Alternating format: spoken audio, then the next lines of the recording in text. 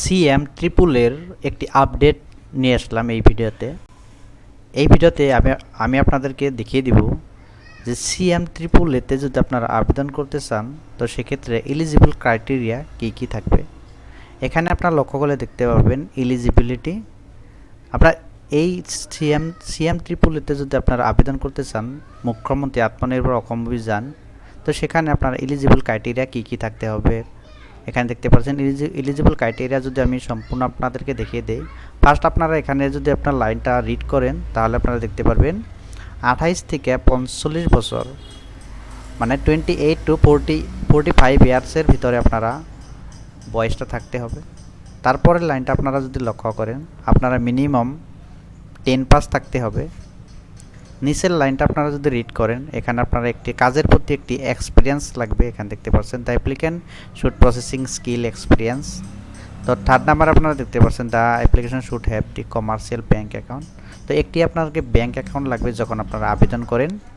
তার নিচের লাইনটা আপনারা যদি লক্ষ্য করেন এখানে আপনারা দেখতে পাচ্ছেন এখানে সেই ব্যাঙ্ক অ্যাকাউন্টে কোনো লোন থাকতে হবে না। লোন থাকলে এই স্কিমে আপনারা আবেদন করতে পারবেন না।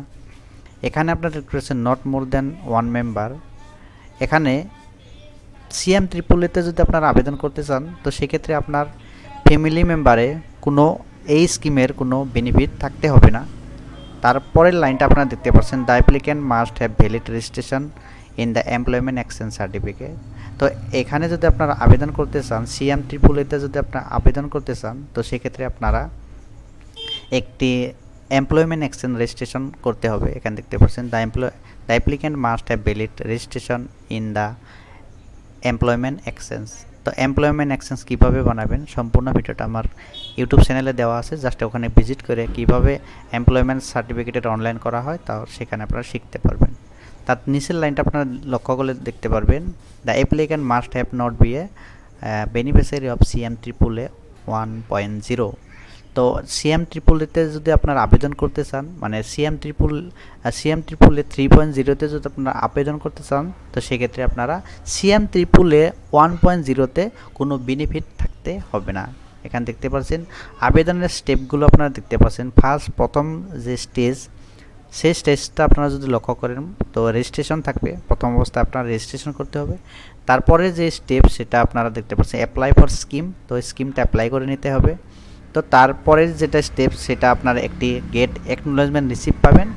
তারপরে আপনার কাজটি হবে যে যদি আপনারা আবেদনটুকু অ্যাকসেপ্ট হয় তো সেক্ষেত্রে আপনারা স্কিম বেনিফিট পাবেন।